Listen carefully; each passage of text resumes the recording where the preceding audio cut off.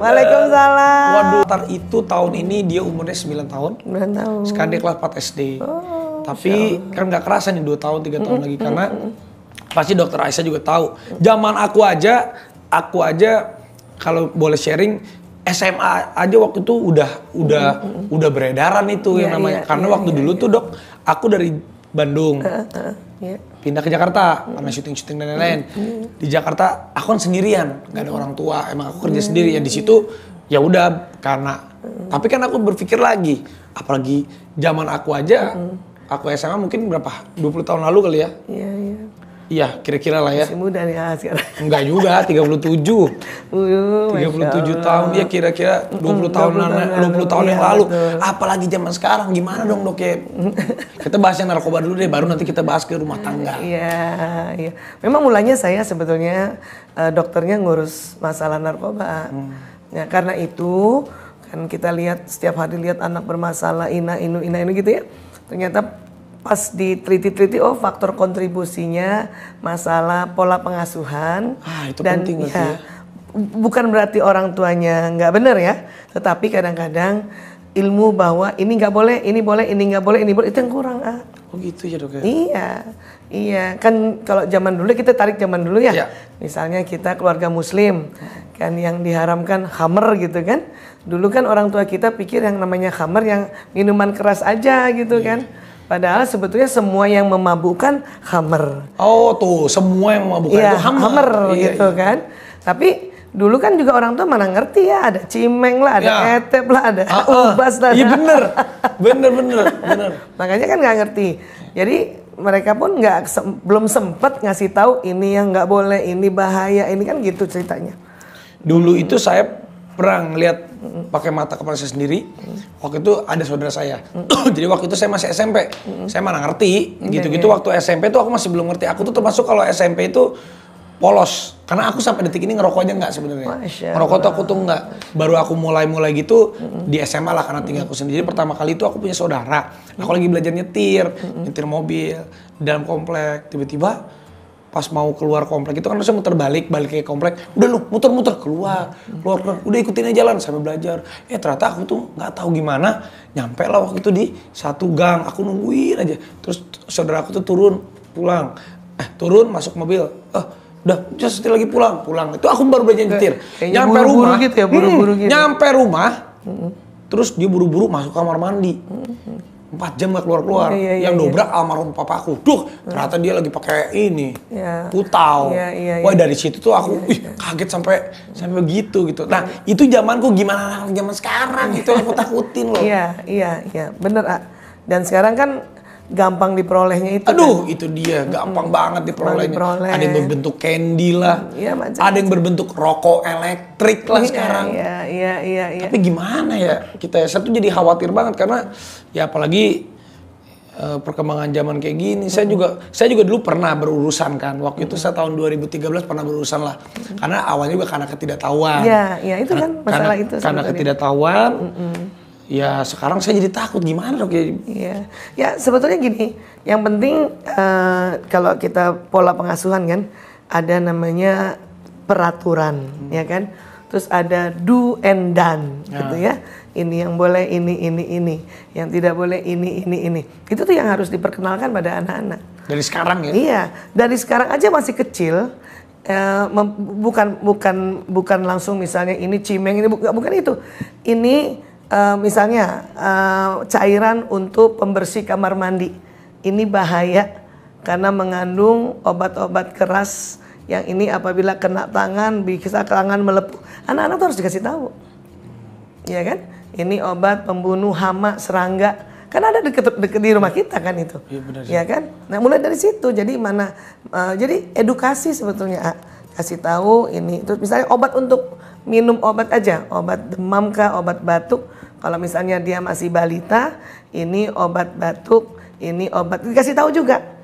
Ini dosisnya harus ya diatur dan kalau demam baru minum. Kalaupun mau minum kasih tahu bunda misalnya, kasih tahu mama, kasih tahu suster kan gitu. Tapi suster dari situ tuh mulai. Memang ngeri karena sekarang contoh saya juga misalnya nih, saya kan waktu itu karena pernah berurusan, jadi kan tahu misalnya ada saya, ada ibu dokter misalnya. Terus misalnya Bu Dokter, balik deh jangan Bu Dokter perumpamaan. Ini misalnya saya sama Bu Dokter, sayanya make misalnya nih. Terus kita dalam satu tempat, ketangkap semua. Saya ibunya enggak padahal nih, Iya. Tapi mengetahui saya make, tidak melaporkan aja ibu kan kena, kan ibaratnya gitu. Itu yang saya takutin itu, maksudnya ya semoga kan anak kita, keluarga kita dijaga. Betul. Saya tuh takut banget gitu, makanya saya aduh gimana harus ngasih tahu. Saya sampai sama istri saya pengen ngasih tahu ke Rafathar, kan dia googling, Papa pernah urusan apa nih katanya begitu kan. Tapi saya jelasin ya waktu itu Papa nggak tahu. Iya lebih baik saya jelasin. Ya dulu Papa nggak tahu gini, tapi Rafathar jangan sesekali. Akhirnya saya ngomong, jadi tapi saya suka itu yang saya pikir itu ada rasa parnonya gitu loh. Khawatir. Itu wajar banget justru orang tua khawatir. Malah kalau nggak khawatir yang bahaya. Khawatir pasti. Tapi tadi kan sudah mulai langkah pertama mengedukasi, memberikan informasi dari yang sekitar aja dulu. Ya barang-barang ya, yang misalnya pisau lah ini untuk apa, dari mulai kecil-kecil gitu kan. Ya harus kasih tahu. Karena otak anak-anak itu kan masih fresh. Dia menerima banyak data, menerima banyak informasi, banyak nasihat. Gitu aja dulu dikasih tahu. Selepas itu udah ya harus begini, ya Allah. Nggak mungkin, kita ngikutin dia terus atau kita minta siapa yang dampingin terus. Oke lah kalau masih TK, SD, SMP udah nggak mau kan? Iya pasti SMP. Makanya ini saya udah deg-degan. Ini kan udah kelas 4 SD. 2 tahun lagi nih abis ini kan dia masuk SMP.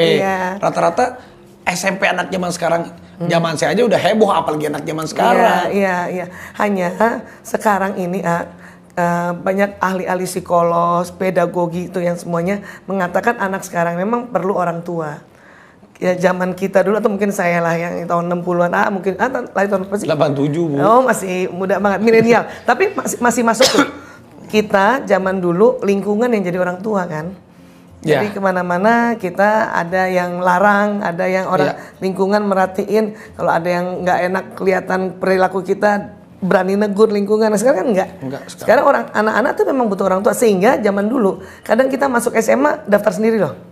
Zaman dulu nih. Betul. Aku daftar sendiri. Iya, sekarang nggak bisa tuh anak-anak. Ya daftar sendiri, enggak orang tua yang daftarin. Iya benar juga sih. Aku SMA daftar sendiri, ini sendiri. Masuk fakultas aja orang tua yang nganterin sekarang ya. Karena saking banyaknya tantangan di luar rumah sehingga mereka perlu pendampingan terus, arahan terus. Untuk mau pilih sesuatu yang memang itu bagus untuk masa depannya aja, itu harus orang tuanya kasih arahan lagi. Apa karena mental health anak zaman sekarang tuh sebutan mental apa sih ya? Anak zaman sekarang sebutan mental health. Apakah mental mereka itu seringki itu ya, tidak sekuat itu ya Dok ya? Bukan tidak sekuat, terlalu banyaknya alternatif atau pilihan-pilihan untuk senang, untuk gembira. Ya, terlalu banyaknya pilihan-pilihan untuk bermain, terlalu banyaknya pilihan-pilihan tempat-tempat yang untuk bikin happy gitu kan banyak banget kan. Kita dulu kemana sih misalnya? Iya benar juga sih. Mana? Ancolnya kemana coba?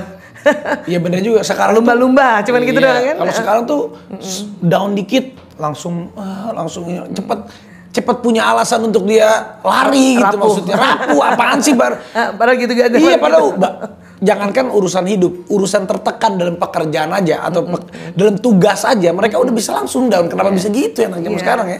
Iya. Karena memang kalau dari tinjauan ilmu otak ya, mungkin kita punya sel-sel otak sama jumlahnya. Ya orang bilang jumlah sel otak itu 100 miliar. Saya yang lahir tahun 60-an 100 miliar, juga yang 80-an 100 miliar. Terus nanti rombongan Avatar dan adik-adiknya 100 miliar. Cuman perbedaannya adalah sel otak mereka itu sel otak bukan setangguh yang lalu. Ya, karena pada saat ibunya hamil, kemudian pertumbuhan otak di dalam rahim, ibunya pun bukan seperti ibu kita yang zaman dulu yang tangguh melakukan kegiatan, tangguh untuk mendapatkan sesuatu. Sekarang kan mudah kan? Mau makan aja cuma tinggal pencet datang. Dulu kan enggak, ke pasar dulu, cuci dulu sayurannya, masak dulu. Itu mempengaruhi perkembangan sel otak. Ya, makanya sekarang ada istilah otak anak sekarang itu otak komputer yang soft touch ya gitu. Ya, teknologi soft touch. Ya, kalau dulu kan teknologi hard touch. Iya. TV, masih ingat nggak kalau rusak dipukul atasnya baru Iya, betul baru nyala. Iya kan, juga gitu. sih. Ya. Tapi berpengaruh juga berarti ke generasi kita ya. Iya, berpengaruh. Karena waktu ibu hamil 9 bulan 10 bulan, apa yang dilakukan ibu itu kan terekam di otak anak. Terekam di otak anak, kemudian nanti anak pada saat dia sudah lahir, rekaman itu membuat si anak melakukannya gitu. Nah, ibu-ibu sekarang memang kondisi yang begitu banyaknya manusia di dunia. Kalau kita juga masih memakai teknik-teknik zaman dulu, kasihan juga, ketinggalan juga. Iya juga sih, serba salah juga sih. Iya, makanya jadi memang manusia yang lahir di zamannya itu memang ada ciri khas tersendiri. Ciri khasnya itulah nanti yang membedakan antara anak-anak kita dengan iya. Yang penting sebetulnya anak-anak itu sebenarnya nggak suka di labeling negatif. Karena kan dia nggak ngerti kalau mau lahir tahun segitu. Bener juga, bener. Iya, bener, iya. Bener, Kita bilang kamu nih generasi galowers. Iya, kamu nih generasi mental health apa? Iya, kan kata anak-anak. Bener juga, apa salah gue gitu ya? Iya, aku kan nggak minta lahir tahun 2025 misalnya gitu kan. Iya.